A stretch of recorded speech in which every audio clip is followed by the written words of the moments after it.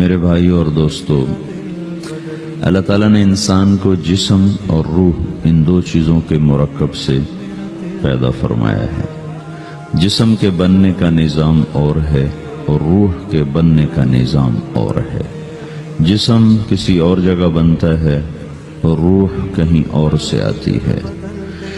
جسم زمین اور زمین کی غذاؤں کے مختلف مراحل پیش در پیش سے وقد خلقکم اطوارا، وہ مختلف شکلیں بدلتا بدلتا بدلتا ایک روپ میں ڈھلتا ہے، اور روح ایک لطیف اللہ کا امر ہے جس کا علم انسان کو نہیں دیا گیا۔ یسألونک عن الروح قل الروح من امر ربی وما اوتیتم من العلم الا قلیلا، کہ روح ایک اللہ کا امر ہے جس کے بارے میں تمہارے پاس کوئی علم نہیں ہے، لہذا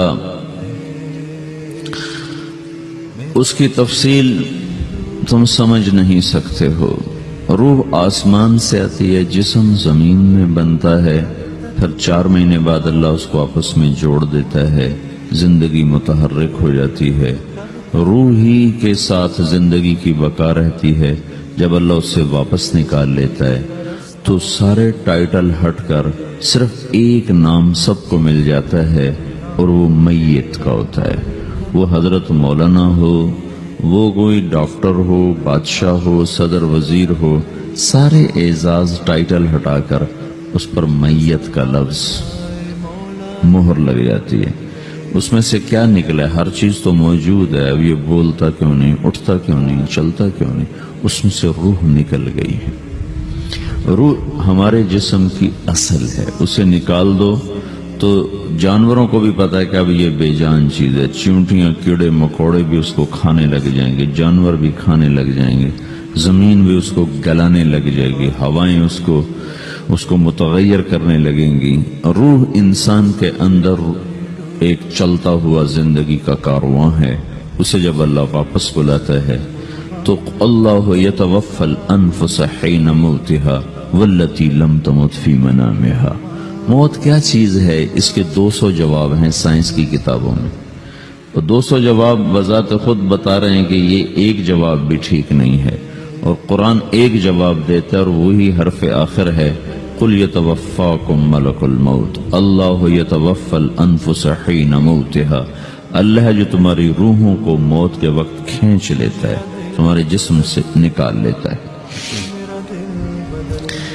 تو میرے بھائیو، موت کے وقت انسان 2 کیفیت میں ہوتا ہے۔ کچھ لوگوں کی روح ایسے نکل رہی ہوتی ہے کہ ان کے رگ رگ میں وہ پھنس رہی ہوتی ہے۔ وَلَوْ تَرَى إِذْ يَتَوَفَّى الَّذِينَ كَفَرُوا الْمَلَائِكَةُ يَضْرِبُونَ وُجُوهَهُمْ وَأَدْبَارَهُمْ۔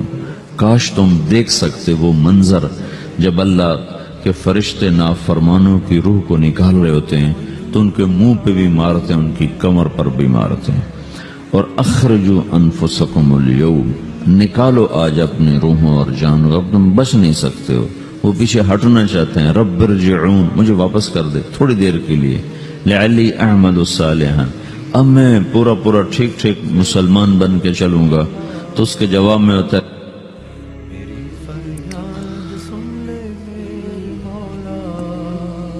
اور حدیث پاک میں آتا ہے کہ ملک الموت اترتا ہے، اس کے ساتھ 4 فرشتے ہوتے ہیں۔ وہ 4 فرشتے آتے اس کی پٹائی شروع کر دیتے ہیں۔ ابھی پرسوں یہ حدیث میں نے پڑھی ابن ماجہ میں کہ ملک الموت کہتا ہے ایتھا النفس الخبیثہ کانت فی الجسد الخبیث، اے خبیث روح جو خبیث جسم میں تھی، اخرج، باہر آؤ۔ اب وہ واپس تو ہو نہیں سکتا، اپنے آپ کو روک تو سکتا نہیں، تو وہ حیران، پریشان، خوف زدہ، تو اس کے جواب میں اس کو ملک الموت کہتا ابشری بحمیم وغساق وآخر من شکلہ ازواج، تیار ہو جاؤ خوفناک عذاب کے لیے اور کھولتے پانیوں کے لیے، کانٹے دار جھاڑیوں کے لیے، اور بے شمار عذاب کی شکلوں کے لیے۔ تو اس کی روح کو جب کھینچتے ہیں تو رگ رگ سے وہ کٹ کٹ کے نکلتی ہے، تو سارا وجود زیر و زبر ہوتا ہے، سکرات کا درد ساری دنیا کے دردوں پر حاوی ہے۔ جب اس کی روح نکلتی ہے اور اس کو لے کر آسمان پر چلتے ہیں تو دروازے پر پہنچتے ہیں تو اندر سے فرشتے پوچھتے ہیں کون ہے؟ کہتے ہیں فلاں فلاں کا بیٹا ہے۔ کا نفس خبیثہ فی الجسد الخبیث، یہ تو وہی بدماش ہے جو بدماش جسم میں تھا، یہ وہ بدبخت روح ہے جو بدبخت جسم میں تھی، اس کے لیے آسمان کے دروازے نہیں کھل سکتے، اسے واپس کر دیا جائے۔ تو آسمان کے دروازے لا تفتح لهم ابواب السماء ولا يدخلون الجنة حتى يلج الجمل في سم الخياط، کہ ان کے لیے آسمان کے دروازے نہیں کھلیں گے اور ان کے لیے جنت کے دروازے نہیں کھلیں گے، پھر یہ وہاں سے نیچے گرائے جاتے ہیں جو اللہ کا قید خانہ ہے سجین۔ وما ادراک ما سجین کتاب مرقوم، وہ تمہیں خبر نہیں کہ وہ کیا خوفناک قید خانہ ہے جو اللہ تعالیٰ نے بنایا ہے، اسے وہاں دھکیل دیا جاتا ہے۔ پھر قیامت تک اس کے لیے انتظار کی گھڑیاں ہیں اور عذاب کی شدت ہے۔ اور جب کوئی نیک آدمی اللہ تعالیٰ کے دربار میں جانے کا اس کا وقت آتا ہے تو اللہ تبارک و تعالیٰ فرماتے ہیں ان الذین قالوا ربنا اللہ ثم استقاموا تتنزل علیہم الملائکۃ الا تخافوا ولا تحزنوا وابشروا بالجنة التي كنتم توعدون نحن اولیاؤکم فی الحیاة الدنیا وفی الآخرہ ولکم فیہا ما تشتہی انفسکم ولکم فیہا ما تدعون نزل من غفور الرحیم۔ جب کوئی نیک مرد عورت کے جانے کا وقت آتا ہے تو اس کے لیے بھی فرشتے آتے ہیں اور آ کر اس کو خوشخبری دیتے ہیں اور آ کر اس کو تسلی دیتے ہیں کہ آپ غم نہ کریں، پیچھے والے بھی آپ کو مل جائیں گے، آپ خوف نہ کریں، آگے ساری منزلیں آپ کے لیے آسان ہیں، آپ کے لیے جنت بھی تیار ہے، رب بھی مہربان ہے۔ اور حدیث پاک میں آتا ہے کہ ملک الموت اور 4 فرشتے آتے ہیں، وہ 4 فرشتے اس کو سہلاتے ہیں، دباتے ہیں کہ موت کا درد اسے محسوس نہ ہو، اور ملک الموت فرماتے ہیں ایتھا النفس الحمیدہ کانت فی الجسد الحمید اخرجی، اے نیک روح جو نیک جسم میں تھی باہر آؤ، کیا کرو؟ وَأَبْشِرِي بِرَوْحٍ وَرَيْحَانٍ وَرَبٍّ رَاضٍ عَنْكِ غَيْرِ غَضْبَانٍ، آپ کو بشارت ہو آپ کے لیے جنت تیار ہو چکی ہے اور وہاں کی ساری نعمتیں آپ کے لیے میسر ہو چکی ہیں اور اللہ آپ پہ راضی ہو چکا ہے اور اللہ آپ پہ خوش ہو چکا ہے۔ اس پر اس کی روح کو نکالا جاتا ہے، پھر سارے فرشتے اس کو استقبال کے ساتھ جب آسمان پر لے جاتے ہیں تو اندر سے پوچھتے ہیں کون ہے؟ کہ فلاں فلاں کا بیٹا، فلاں فلاں کی بیٹی۔ کہتے ہیں نفس حمیدہ فی جسد حمید، یہ تو نیک روح تھی جو نیک جسم میں تھی، مرحبا بہ، اس کو ہم سب استقبال کس کا کرتے ہیں، اور ایک دم آسمان کے دروازے کھلتے ہیں، پھر وہ پہلا دوسرا تیسرا چوتھا سارے آسمان پار کرتا ہوا اللہ پاک کے عرش کے نیچے کے جا کر، مرد ہے یا عورت، وہاں جا کر سجدے میں سر رکھتا ہے اور اللہ تعالیٰ فرماتے ہیں ہاں اس نے ہمیں خوش کیا، ہم اسے خوش کریں گے، اور اس کو عافیت کے ساتھ وہاں آسمان میں، پہلے آسمان سے لے کر اللہ کے عرش تک یہ سب ویٹنگ روم بنے ہوئے جہاں اللہ اپنے اپنے درجات کے مطابق جنت والوں کو ٹھہراتا ہے، اور وہ انتظار گاہ ہے اور وقت ختم ہو جاتا ہے، لہذا انتظار کی جو تکلیف ہے وہ بھی ختم ہو جاتی ہے۔ وقت ختم تو انتظار کا احساس ختم اور ٹائم کے گزرنے کا احساس ختم۔ تو جیسے اصحاب کہف کو اللہ نے غار میں داخل کر کے تو غار کے اندر سے وقت کو نکال کے باہر پھینک دیا، باہر 300 سال گزرے، اندر آدھا ہی دن گزرا تھا۔ وہ جب اٹھے تو وہ 25 برس کا نوجوان 325 سال کا ہو کے نہیں اٹھا، وہ 25 سال کی عمر میں اٹھا ہے، نہ ناخن بڑا ہے، نہ مونچھیں بڑی ہیں، نہ ان کی داڑیاں لمبی ہوئی ہیں، چونکہ تو زندہ تھے، مر نہیں گئے تھے، تو زندہ کے تو بال بھی بڑھتے ہیں، ناخن بھی بڑھتے ہیں، لیکن وہ اس طرح اٹھے کہ 300 برس گزر گئے اور 25 برس کا نوجوان 25 سال کی عمر میں اٹھا ہے، 20 برس کا 20 برس کی عمر میں اٹھا ہے، اور وہ کہنے لگے کم لبثنا، بھائی کتنا ٹھہرے ہیں؟ کہ یومن او بعض یومن، لگتا ہے کوئی دن آدھا دن ٹھہرے ہیں۔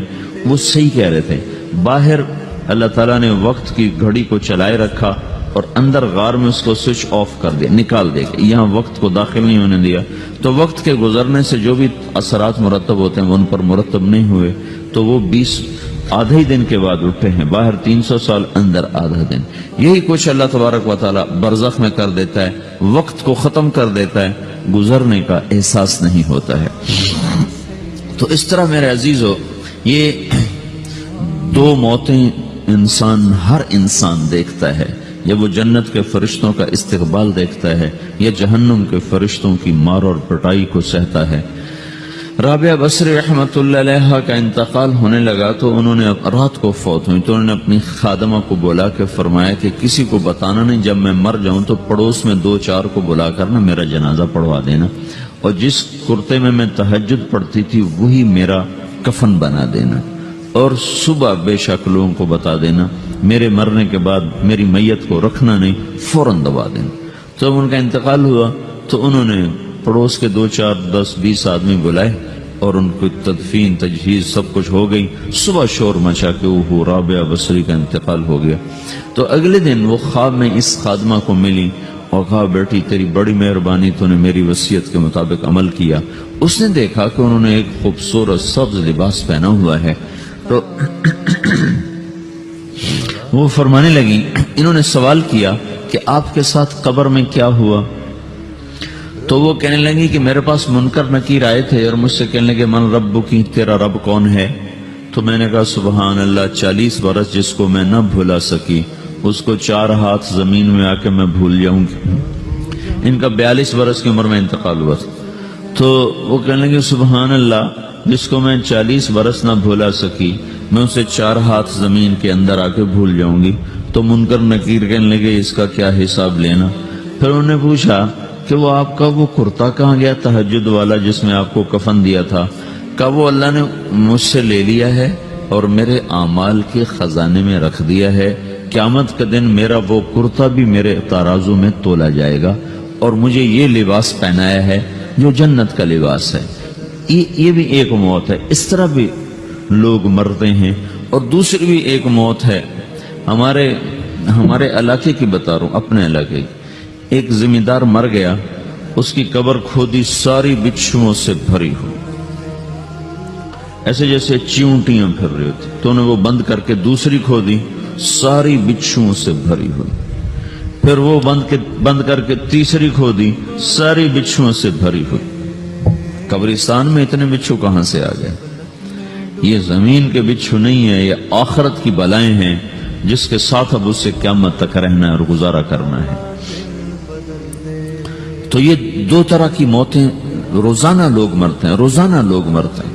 جب نماز کا وقت ہوتا ہے ملک الموت ساری دنیا کا چکر لگاتا ہے اور دیکھتا ہے کون پڑھ رہا ہے کون نہیں پڑھ رہا، کون پڑھ رہا ہے کون نہیں پڑھ رہا. جو نماز کی پابندی کرتا ہے اس کی موت آسانی سے ہوتی، جو نماز میں غفلت کرتا ہے اس کے ساتھ موت کے وقت شدت اور سختی اختیار کی جاتی. تو بھائیو، یہ ایک جسم ہے، ایک روح ہے.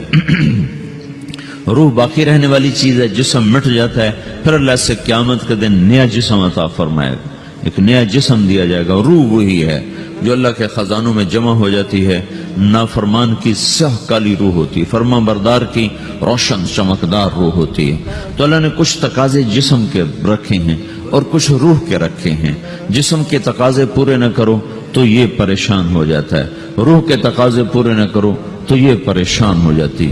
روح کی پریشانی جسم سے زیادہ ہے، چونکہ روح کی طاقت جسم سے زیادہ ہے. جسم مٹی سے بنا ہے، اس کی غذا بھی مٹی سے نکلتی ہے. روح آسمان سے ہے، اس کی غذا بھی آسمان سے ہے. روح کا تعلق جب تک اللہ سے نہیں جڑتا اس سے بھوک اور پیاس لگتی رہتی ہے. جسم کو جب تک روٹی اور پانی نہ ملے یہ تڑپتا اور پریشان رہتا ہے. جیسے اللہ تعالیٰ نے ہمارے جسم میں روٹی اور پانی کی طلب کو بے ساختہ رکھ دیا ہے. میں بیان کے دوران بھی پانی پی رہا ہوں، آپ دیکھ رہے ہیں کہ میرا حلق سوکھ جاتا ہے، مجھے طلب محسوس ہوتی ہے پانی. حلق سوکھتا ہے پانی کی طرف بھاگتے ہیں، بھوک لگتی ہم روٹی کی طرف بھاگتے ہیں. یہ ایک ایسا اندر میں آٹومیٹک سسٹم ہے کہ ہم اس کو آف نہیں کر سکتے. یہ سوتے سوتے بھی بھوک کی وجہ سے آنکھ کھل جاتی، سوتے سوتے پیاس کی وجہ سے آنکھ کھل جاتی ہے. یہ ایسا خود اللہ تعالیٰ نے ساختہ نظام بنایا ہے کہ آپ اپنے جسم میں روٹی اور پانی کی طلب کو نہیں نکال سکتے. میرے عزیزو، ٹھیک اسی طرح اللہ نے انسانی روح میں اپنی طلب رکھ دی ہے. اور اپنے رسول کی طلب رکھ دی ہے۔ یہ دو طلب ایسی ہیں کہ یہ آپ کے جسم روح سے نکل نہیں سکتی۔ جیسے بھوکا روٹی نہ کھا لے، پیاسا پانی نہ پی لے، اسے چین نہیں آ سکتا، وہ روح جو اللہ اور اس کے رسول سے نہ آشنا ہے، جب تک وہ وہاں تک پہنچ نہیں جاتی اسے چین نہیں آ سکتا، اس کا اندر پریشان رہے گا۔ 1997 میں جب جنید جمشید سے میری پہلی ملاقات ہوئی تو اس نے مجھ سے یہ سوال کیا کہ مولوی صاحب، ایک پاکستانی نوجوان جس گلیمر کو خوابوں میں دیکھتا ہے، وہ گلیمر تو مجھے زندگی میں ویسے ہی حاصل ہے، میرے چاروں طرف زندگی کا رقص ہے اور میری زندگی کی ہر خواہش، ہر تمنا پوری ہے، اس کے باوجود میرے اندر اندھیرا ہے، میرے اندر خلا ہے، مجھے لگتا ہے میں وہ کشتی ہوں جس کا کوئی ساحل نہیں، جس کی کوئی سمت نہیں۔ www.dasquran.com تو ایسا نہیں ہونا چاہیے۔ ایک عام لڑکا تو کہتا ہے ہائے کاش یہ ہوتا، اس کو وہ نہیں ہو رہا تو پھر وہ پریشان ہے، ہائے یہ ہوتا، ہائے وہ ہوتا۔ تو میں تو ہائے نہیں کرتا ہوں، میری تو ہر لذت اور خواہش میرے سامنے تشتری میں سجا کے پیش کی جا رہی، میں کیوں ایسا کر رہا ہوں؟ میں ہائے ہائے کیوں کر رہا ہوں؟ میرا اندر ویران کیوں ہے؟ میرے اندر میں خلا کیوں ہے؟ یہ وہی خلا ہے کہ وہ روح کی پیاس کو شراب میں بجھانا چاہتا ہے، وہ روح کی پیاس کو لڑکی میں بجھانا چاہتا ہے، وہ روح کی پیاس کو موسیقی سے بجھانا چاہتا ہے، وہ روح کی پیاس کو دنیا کی رعنائیوں میں 5 سٹار ہوٹلوں سے بجھانا چاہتا ہے۔ روح کیا جانے روٹی کیا ہے، شراب کیا ہے، پانی کیا ہے، عورت کیا ہے، موسیقی کیا ہے، گھنگرو کیا ہے، پائل کیا ہے، چھنکار کیا ہے، روح کو ان چیزوں کی کیا خبر؟ امریکہ میں ہماری ایک جماعت تھی تو 4 لڑکے 2 لڑکیاں، 4 لڑکیاں 2 لڑکے مسلمان ہیں۔ تو ایک لڑکے کا نام رکھا تھا ابراہیم، اور اس کو جب پڑھایا نا کلمہ، انہوں نے کہا ہائے، انہوں نے کہا ہائے، اور دونوں ہاتھ یہاں رکھے سینے پر، دل پر، کہا ہائے۔ تو ہمارے ساتھی ہیں ڈاکٹر اختر، وہ کہنے لگے کیا ہوا کیا ہوا؟ کہنے لگا جب سے ہوش سنبھالا یہ جگہ خالی تھی، یہ تیرے کلمہ پڑھانے پر بھر گئی ہے کہ میری خوشی سے ہائے نکل گئی۔ یہ جگہ خالی رہے گی، یہاں شراب نہیں پہنچ سکتی، یہاں نغمہ اور موسیقی نہیں پہنچ سکتی، یہاں تالے لگے ہوئے ہیں، یہاں تک کوئی آواز نہیں جا سکتی۔